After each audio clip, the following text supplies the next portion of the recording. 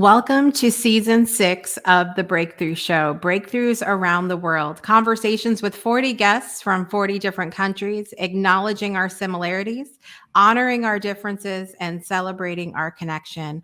I'm your host, Jessica Dugas, the creator of the Breakthrough Show Network. For season 6, episode 3, I am so excited to welcome a brand new face on the show, someone I have come to consider a poetry mentor and a friend. She brings her natural coaching abilities to career development, leadership development, and executive coaching. She's an author and a poet, and after penning the moving poem For Love, appeared as a speaker on the TedX stage. Here to represent the country of Belgium, please welcome my friend, Dorothy Oger.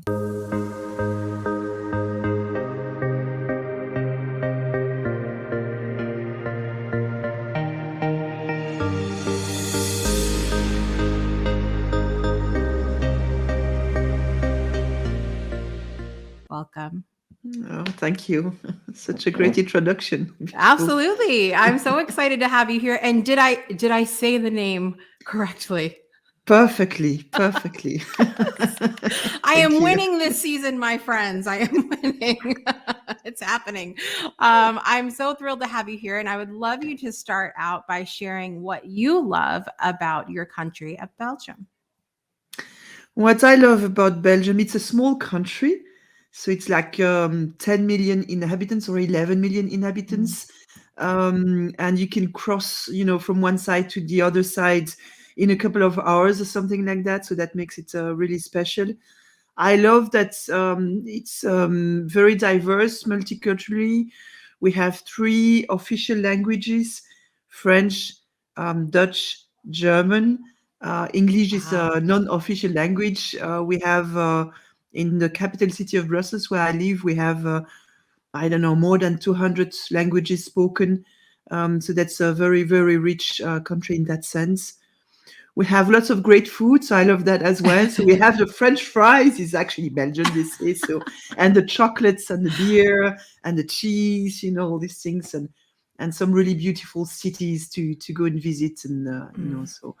And I think Belgian people, usually people come from outside of Belgium and they come to work and live in Brussels for a few years, and then they tend to stay for longer periods of time. And Belgians need to get known, but once you know them, then you're enjoying the friendships that they can provide. So I love that. I love all of those things. I think it's we've talked about this so many times on many different programs on the Breakthrough Show Network, that we are very attached as human to our food traditions and culture. And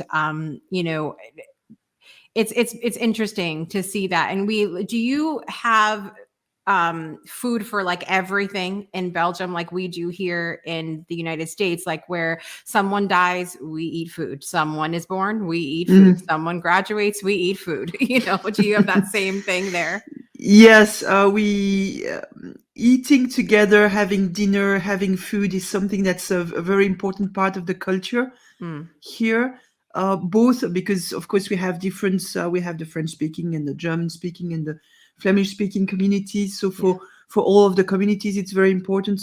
That's where socializing happen, which is sometimes annoying when you don't want to go to the restaurant all the time, or you don't want to be eating food all the time. But really, that's if you declare to your parents that you are changing the sort of diet that you're on, that's like a declaration of war, Wow. So because it's so important to follow the culinary traditions of your family, so. And we kind of are meat eaters in that sense, but that's also, that varies. But food is important. I Food imagine, and coffee. coffee, Beer. and beer. I mean, listen, those are the 3 things that you need to have in life: food, coffee, beer. It's just it. And chocolates also, of course. Oh, yes. 4th food group right there. Absolutely. I think I would have maybe struggled when I became vegan if I lived in Belgium. Yeah, I mean, now it's better, of course, and especially that Yeah. depends where you are as well. But you get more and more opportunities and more people who are paying attention and becoming vegan or vegetarian, or having different sort of preferences for foods. But I think, yeah, maybe even 7, 10 years ago, you might have struggled, Hmm. um, you know. So you mentioned all these languages, and we obviously know you speak English because we're understanding you very well here right now. But what other languages are you fluent in?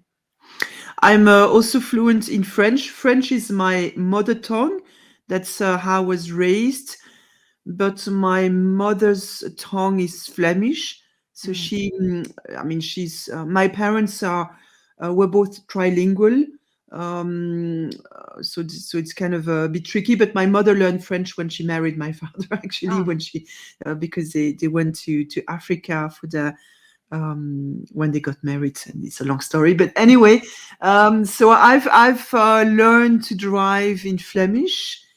I have done some note lessons in Flemish, but that didn't last for very long. mm. I studied at university in French.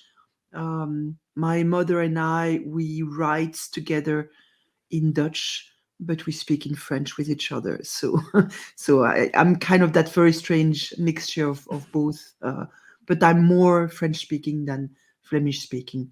That's amazing to me because I'm relearning Spanish now because I took it in school. I also took French in school.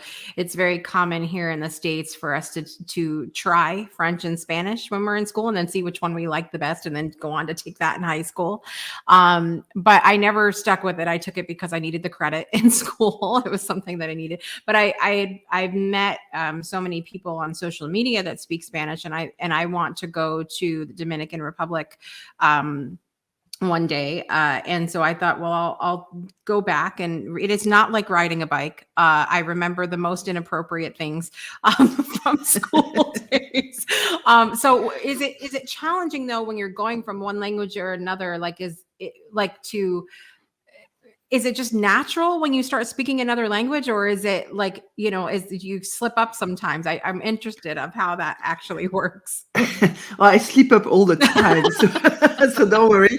Um, and it depends. Sometimes, like I remember, I went to Northern Ireland for 1 year as a French language assistant, and I remember before I was coming back to Belgium, a couple of weeks before I left Belfast, I started dreaming in French again. But I had gone into dreaming in English. So I was kind of mentally preparing myself, and I think it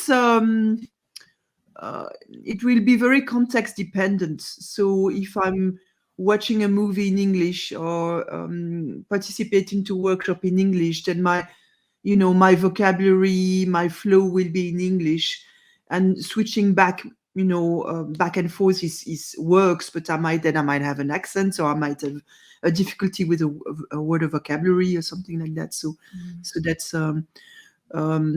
yeah. A trick for you would be to sort of speed read a dictionary, bilingual dictionary, and that would help you to find your words easier and to be less afraid to speak. Yeah. Okay. I think it's probably also important to surround ourselves with people that maybe are Yeah. forgiving. Yeah, that's forgiving and still sticking with it. Mm, Because that's one of the regrets of my mother, is that she didn't stick with some of the Dutch language or something like that. And whereas my partner is Flemish speaking and he can stick with it. So, and I would also switch if you're speaking to me and you want to speak French, and it's you're struggling. I will come to your rescue, which is yeah. not a very good thing. I try not to, but I will come to your rescue, and whereas my partner will absolutely, stay with that, and you might get very frustrated and angry, but you would be forced to practice. I feel like our partners would be best friends in that way. Could be. Because I tend to be very I'm the helper, I am the forgiving one, I'm the one that's like, let's do this together, and he's like, this is just the way it is. It just is. Okay. And that's it. Yeah, so I guess it um, plays the rules of the game by, it doesn't yeah, let the children win or anything like that. So that's it. yeah, That's it. yeah, yeah, But that's why we're good partners, because we balance each other out in that way. exactly.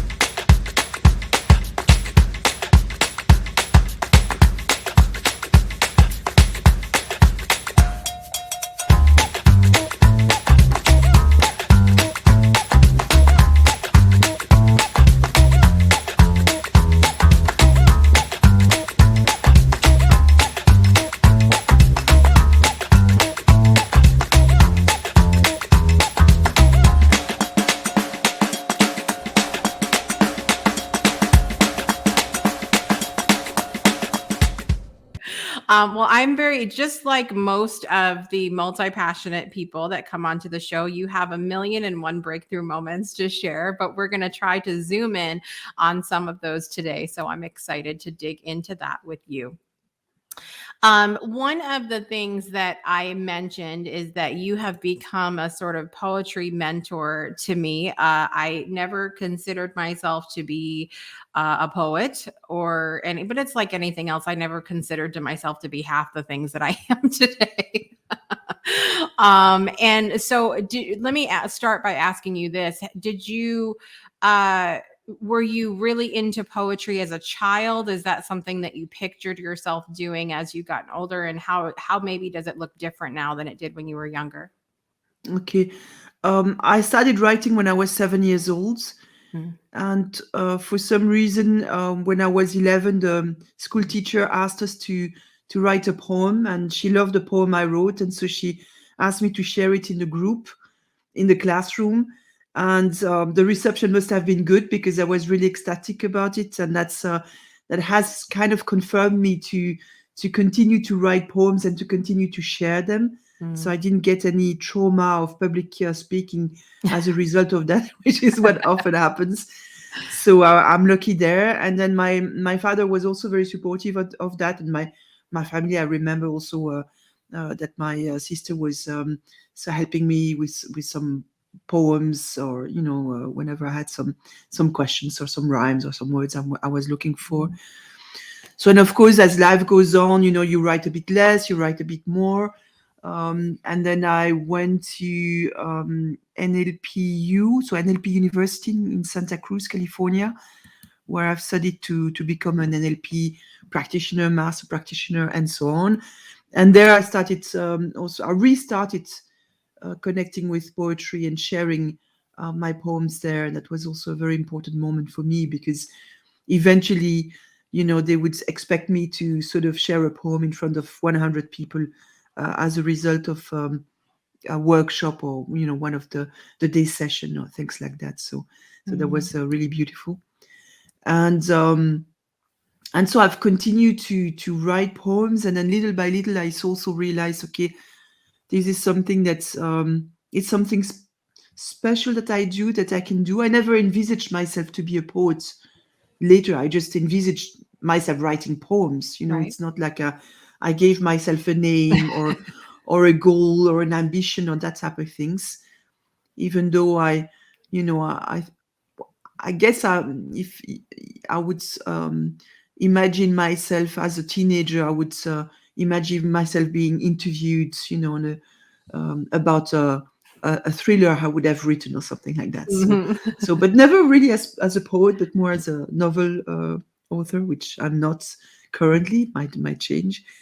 Um, and also, I've really experienced the effects of poetry on myself and also on other people, amongst other with the poem "For Love" that you mentioned in the beginning of the sequence in the introduction. Yeah.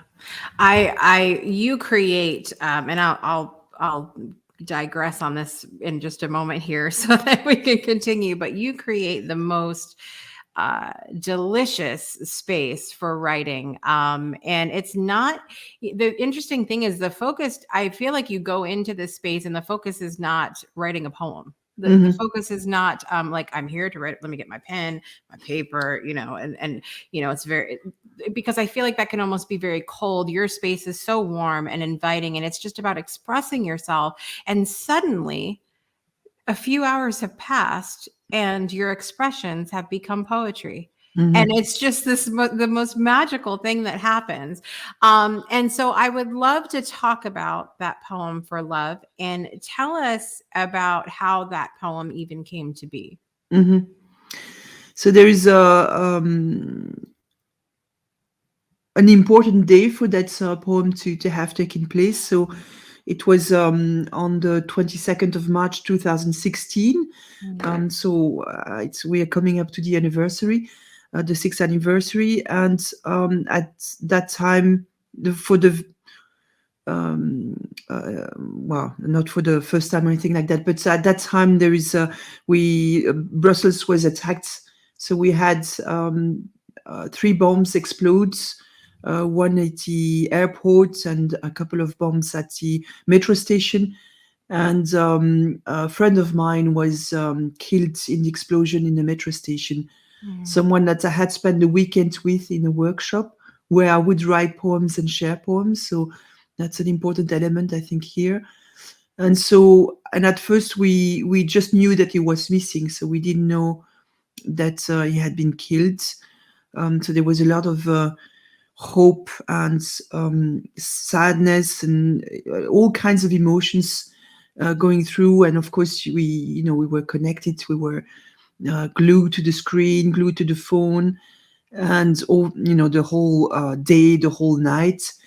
And on the Wednesday, like around I guess 11:30 or something like that, I just felt I had to write because I couldn't do anything with my emotions. I felt completely blocked and going from one emotion to another, thinking about so many things.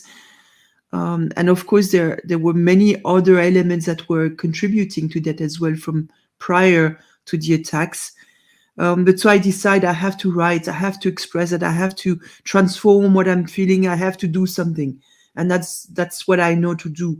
So I'm Mm. not someone who's going to go in the streets and search or start I don't know, fighting with others, or I just, or maybe even create connections with other people. So I would tend to not anymore, but I used to process these type of things on my own. Mhm. And one of the things that came out of this is that beautiful the beautiful support you can get from connecting with a community. And so I did a first try it. I wrote two sentences and that wasn't working. And so I waited a little bit more. And then suddenly that line came, I shall stand for love. And Mhm. so the poem flew from there. I mean, it was done in a couple of seconds, I guess, or, Mhm. and so then I physically felt the poem, the words of the poem healing me. And so I shared it with some of the people I was connecting with, who were also together in that workshop during the weekends, and they asked me to share it on social media. So I shared it further, and someone in from NLP, from when I met in Santa Cruz, who is an Italian-based woman named Ilaria. No, she's a London-based Italian woman named Ilaria. Sorry, whom I who um, wanted to hear the poem in Italian, and so she made a translation in Italian. And so, and from that moment on, we sort of invited people who wanted to translate the poem, Mhm. and the translation started pouring in. Um, and I usually translate my poems, so my poems will be in English and in French, Uh-huh. sometimes in Dutch. And here I made some version in French, but I wrote it in English. And then this translation started pouring in. So we had, Finnish and French and Dutch and Chinese and Japanese, Wow. and Vietnamese. The night of Thursday to Friday, it was like Taiwanese, Vietnamese, Chinese pouring in. Someone produced a song on Friday morning that I got in my inbox. An Englishman in Japan did that song, and so that just kept on coming in and in and in and in, and everybody was. It was what I thought was really interesting is how much support I got from that, and also how much people got from being able to do something, being able to express it in their own words, and the perfection of the translation that didn't matter, and that doesn't matter. And that's what I love about this, is that I have three versions of the Spanish, Wow. because because people wanted to produce their own version, and Mm. because also there's a Mexican version, and there is a Costa Rican version, all these things. So we have two Esperanto version, English Esperanto and a French Esperanto, all these things. So, and That's that's what I love about incredible. that. Yeah, yeah. It feels like it almost just became its own energy force, its own Hmm. being, and took on a life of its own. Yeah. When you wrote it, you obviously had your own thoughts and feelings and why you wrote it and all of that. Have you come to, since the time that you wrote it and what it has become now in all of these different languages and everything else, have you come to look at it differently at all, or has your thoughts or feelings changed around it somehow, or maybe expanded in some way? The truth of the poem is still that same truth, so that hasn't changed. I still use it as a kind of a mantra as well. So whenever I'm in a kind of a difficult situation or anything like that, I will say, okay, so if I shall stand for love, if I stand for love in this situation, what's the courageous choice, if you like? What's the right choice with that spirit from the poem? So that hasn't changed at all. I noticed today, for instance, a lot of people are sharing the poem Mm, right now, because it really is helpful in terms of the COVID situation that we have, and the polarization. So there's a lot of people who are moved to tears by the poem when they read it. Um, there's actually a friend of mine who's has postcards with a poem, and she shares them, and she says it has such a great effect. mm, So that's for me. It's as you said, it's like uh, the poem is on its own, in the sense of I'm there to support it. I'm mm, there to give it shape, because that's of course it's through my experience, through my expertise in writing, or my ability to with languages, or with empathy, with all of the thinking I've done before, because I was also concerned about how Europe is welcoming migrants, and all these things. They work into that poem as well. But I'm here to support it. And today, what is different maybe is that I also feel like, because there's that strange thing that it is both a happy thing, that poem, because it brings hope, it helps people become resilient, it brings healing, it brings a sense of purpose, it connects people worldwide, but at the same time it's connected with a sad tragic event. mm, And today, so 6 years later, it feels like I can also uh, promote, in a way, or inhabit the principle of I Shall Stand for Love, which is also we call it on the Facebook page, where we gather all of the versions as a We Shall Stand for Love. And that becomes more of a concept, or a community, or a movement, and it feels clearer for me to be supportive of that. So detaching it in a way, in some way, freeing it in some ways from the connection with my friends, even though, of course, he's in his spirits, and with what he was representing, and also the situation is part of the poem for sure, forever. But there's that sense of maybe a second or third or fourth movement that is taking place with the poem. Mhm. I'm so moved by the whole concept of what has happened from this one poem. And I'm a little biased because I went to the We Shall Stand for Love poetry workshop. And here's the thing: you had a choice of Mm, this was your baby, this was your thing. I see poems and songs and shows and all books as our little children that we are we are bringing out into the world, right? We birth them the same way that a child is brought into the world. And you had a choice. You could have said, this is my baby, this is will stand alone, this is what it is. But you have allowed it to do as we do our children, which is to raise them to the best that we can and then allow them to fly and become their own. And sometimes that's hard. Have you ever found it challenging to to see it take different shapes, or has it just been an honor for you? What is your take mm, on that?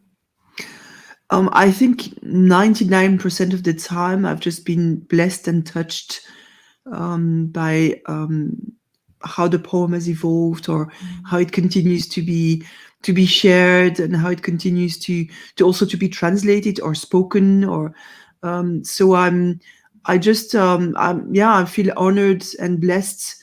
And it continues to heal me in some ways. You know, it has Yeah. such a profound effect, not only with regard to what happened with my friends, but also with mourning my father. When I mean, he died when I was 17 years old. Wow. But grieving for my friend, and this poem has helped me, you know, process my father's death. So that's also pretty pretty big thing. Um, no, I must say I've been worried that maybe it might be used for political reasons, or Mhm. it might be misinterpreted, you know, that type of things.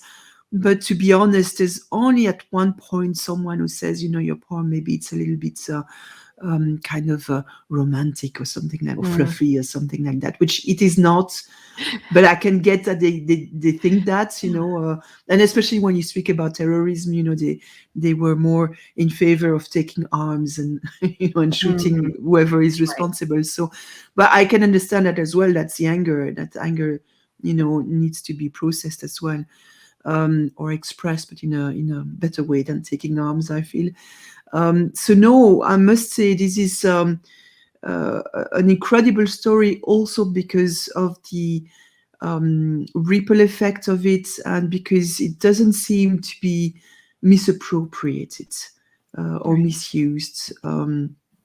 I remember one friend who was concerned about one of the language translations. He felt it wasn't done properly, but he's also a translator, and you know, so it's very interesting to see what happens with that. And I've always really invited people to do it from the heart and not from a technical point of view. And so I said, well, you see the Brussels Flemish dialect there. Yes. I said, well, you know, I know you speak this dialect, which is a dying dialect in Belgium. And I said, how about you write it in that language? You know, and he thanked me afterwards, because basically he wanted to do something, and he was in also in that stuck state. And because he was able to write, you know, to express that feeling with his, you know, dialect words, Mhm. that helped with his, you know, sort of unease about the quality of the translation or something like that. So I've had people who say, can I talk to this person, because I have another version of the poem, and I think we could do one together, you know, that would sort of reconcile the various versions we have.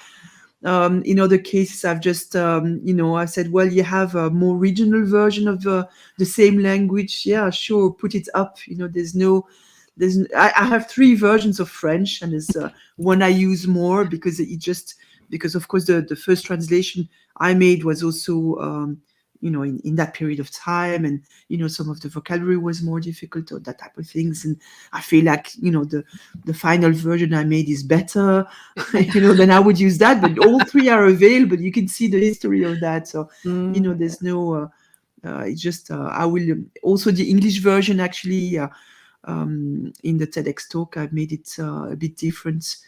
So sometimes I adapt it a little bit, but that version is still there, and people can see, okay, that's the first version, and that's the second version, and that's the third version, or that's the the Spanish version from Mexico, the Spanish version from Costa Rica, or so that's I I think that's almost picture in my head like and maybe this has been done. Maybe it's just me saying something that's already been done, but I almost picture in my head like um, it being read on a video and starting out with you reading the first line and then every line being read in a different language and then finishing out with the end with you again. It was so powerful for me. Even just now, if you guys saw on the screen scrolling through all of those languages, it's just there's something so beautiful and moving about that just it transcends a location and language and it's just beautiful. And what I was saying before about you just allowing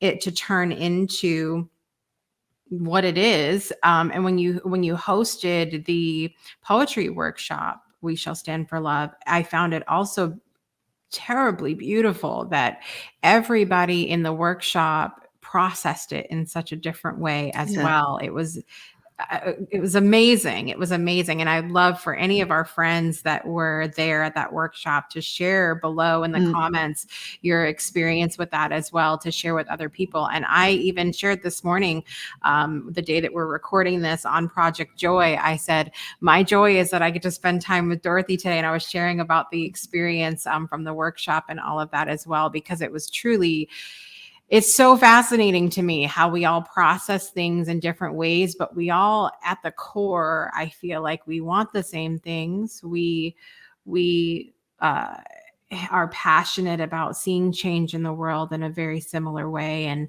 we may believe very different things or see things in a different way, but I feel like deep down, we want that. We all stand for love in some kind of way, so I'm so moved by all of that. And I would love for you tell everybody how it went from, how did you go from the poem and writing that and all of that to being on the TEDx stage to share about the experience?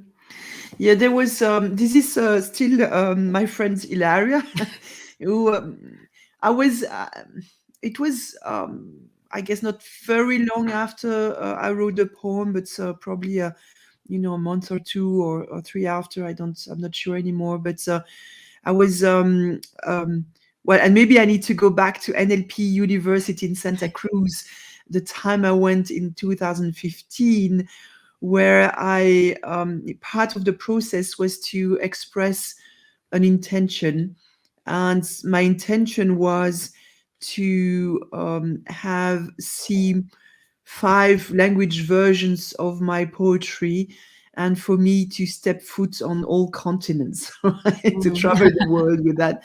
I didn't know at the time that it would come to 70 language versions, and that setting foot on the continent, it was a virtual thing. But the poem did do that. It went everywhere. But I also expressed, I was thinking, because a couple of friends there were speakers. And I thought, okay, this is something I know I share my poem publicly, but my public speaking could be better, and and a TEDx could be an interesting thing to do, right? So I planted that seed in 2015, in August or July 2015. So after I wrote this poem, and it was spreading all over the world, I thought, there's something, how can I support it further? How can I make it more known? How can I share it even more? And so I thought about TEDx, because that's also part of the one of the intention I had, because for me, the question I always ask myself is, what is the right thing for me to do? Seeing who I am, right? Like, I'm usually not someone who go, on strike, or become a politician or that type of thing. So become violent. So that's not me, right? So there's a role for everyone, and there's kind of a place for to express your uniqueness in everything that you do or every decision that you make. And so for me, it made sense to say, well, maybe there is a platform, a public platform that I can use to share this beautiful poem.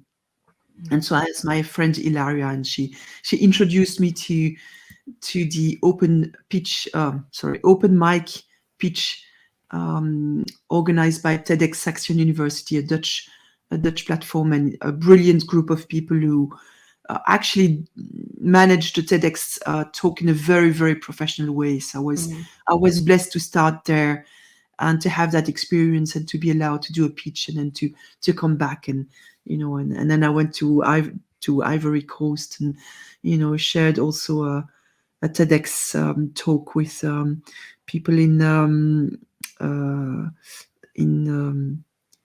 Damascus, Syria. Mm. So that was also a beautiful, beautiful experience where we wove the first TEDx with messages of love from the participants of that open mic pitch, and put it on postcards with a poem, send the postcards to Lebanon, where they were picked up by the organizer of the Syrian TED conference for students. And so she was able to share those poems to the participants there. Amazing, Mm. amazing. Did you? We have a little look here Yeah. at some of your some of your TEDx talk as well. Do you have you done any other speaking on the stage like you did since TEDx, or was this like a Dorothy did it and now she's done? I guess this sort of platforms has replaced it a little bit. Yeah. I do speak in public often in terms of training or workshops and that type of thing. So in that manner, no.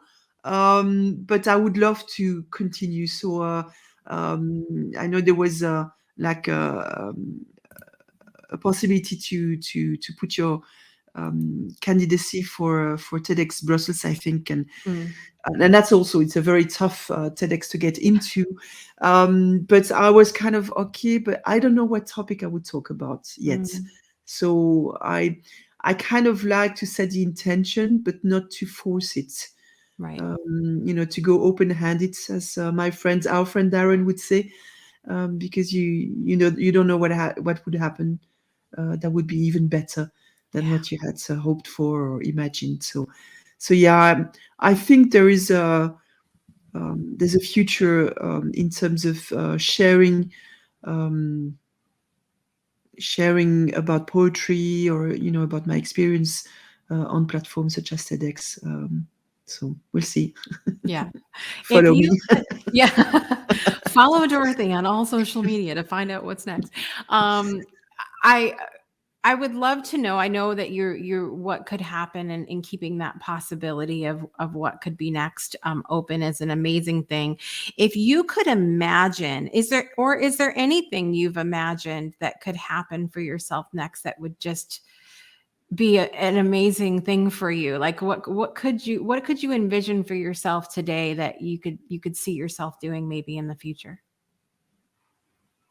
I th- for me, I think just more of what I'm doing now, Mm, more or I can imagine myself indeed writing, helping people to connect with their creativity, with their genius, like we've done with the poetry workshop. mm, To the, every time I see if even one person write their first poem and be um, moved by it. I found that extraordinary. So if more of that, more of sharing, um, because apparently I have some viewpoints that are maybe different, or a creative way of looking at things, and sharing that is important to me. And I'm also writing songs and learning to sing and learning music. So I would love to do a singing show with Miss Dugas. Why not? That would be yes. wonderful. So yeah. So I think more of that, more of connecting with myself, with others through creativity, through our own genius, through that space that's makes it possible to be who you are, and to express who you are, and to transcend who you are as well. Breakthroughs are about more than you might think. They're about discovering who you are, digging deep, reaching to the core of your soul. They're about healing. Healing yourself, understanding your beliefs, creating a ripple effect. And it's not just those initial moments that matter. It's about using them to bring more joy into our own lives and the lives of others. It's about having fun, letting loose, enjoying every moment life has to offer. It's about finding a safe space. It's about creating connection.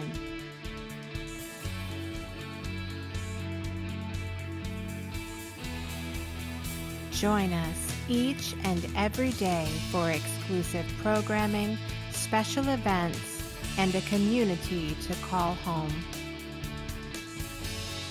where we invite you to explore, change the way you look at and live your life, and go beyond the breakthrough. So we ask you, are you ready? We'll see you online at thebreakthroughshow.com.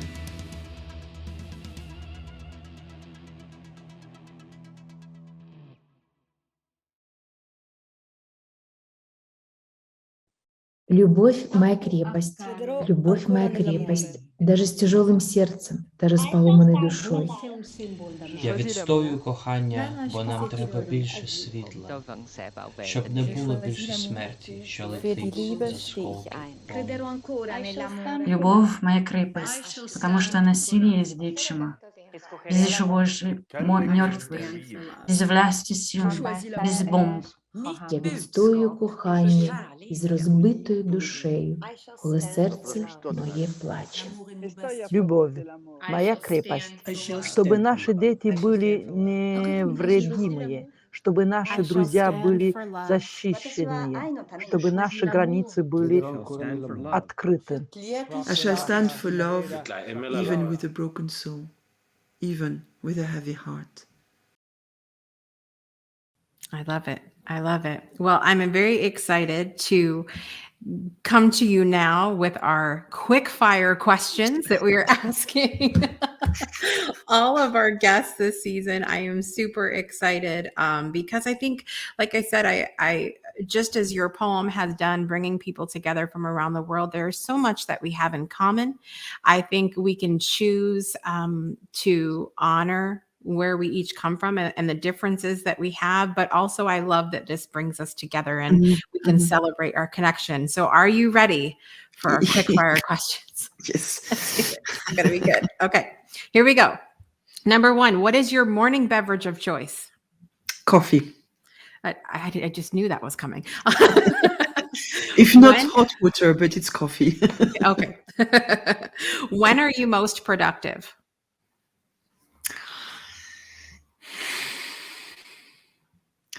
If I wake up and I daydream about what I'm going to work on, or then I'm very productive from that moment on, right? So it could be, but I can also be productive late at night or in the middle of the night. If I don't manage to fall asleep, then at some point I'll probably, get up and get writing or whatever it is that that is holding. So yeah, I'm more of a night owl, to be Okay. completely honest, but that daydreaming is so important that when I do that, Very I get good. productive. All right. Which season is your favorite? I love the freshness of autumn and the red leaves, but I love even more when the spring is starting to sort of call to us. But I think my favorite season would be summer. Winter, not so much. I don't like the Christmas period and the New Year period. Oh, Yeah. okay. All right. What is something that you're learning right now? The piano, yeah. Okay. Singing, I love the it. ukulele, but I'm not doing it too much at the moment. So yeah. All right. What were your best and worst subjects in school? My worst subject of school's mathematics. Yeah, coupled with science, but that varied. And my best topic, I guess, would have been, I have no idea actually. Maybe French, probably, or languages, literature. I could see that. I could see Yeah. that. What scares you? Oh, okay. So that's a quick. The first thing that came to my mind is drowning, but not to have air, not to breathe. That scares me. That's a good Whether one. it's a metaphorical not breathing or a real not breathing. I feel like this question is going to be redundant based on your poem, but I'm going to ask anyway. Have you ever been in love? Yes. What inspires you?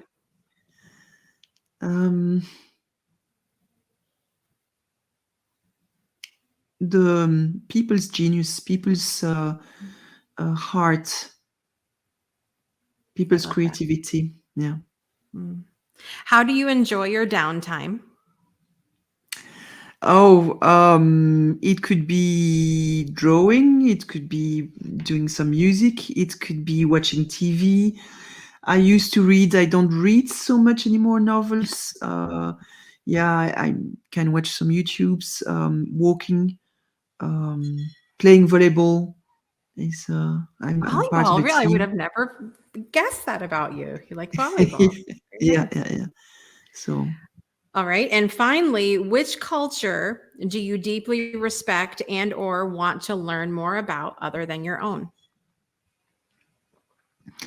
I was, as mentioned, my parents were in Africa. So I was conceived in Africa, but I was born in Belgium. So I have this kind of tenderness or love or a curiosity about, and of course there's so many different countries and tribes and cultures on the continent of Africa. So but I have this kind of connection with I guess the Black African culture, I call it this. Even though, I mean, I know that there's difference, like Rwanda is different, and of course, but I have this curiosity. I love it. I love it. Well, you did fantastic. We got through all of them in under 5 minutes. Cool. We did it. I love it. I love your answers. And I'm super excited for everybody to hear them and tie them into some of the other answers we've heard this season already. And I love how the first 3 episodes of this season are so creative. We had Kat talking about poetry. Ivinder talked about songwriting. And now we have Dorothy talking about poetry as well. So very good. Very creative start to this season. I love it. Nice. Well, I love that you have all of your information available for everybody at dorothyoger.eu. Would you tell everybody what they can find there, Dorothy? Oh, bit of, if you go into the poetic harvesting tab, you'll have some poems. If you want more poems, you can follow me on Instagram, English French. So you have to go down. It's I need to redo my website. Actually, I say a little bit about coaching. I say a little bit about myself. I organize workshops, but I don't always advertise them there. So, it's hard to follow me. I must say. I have a mailing letter, but I don't really send a lot of mails, so you can follow me there as well. You can follow me. You can find videos and poems on YouTube, on my YouTube channel.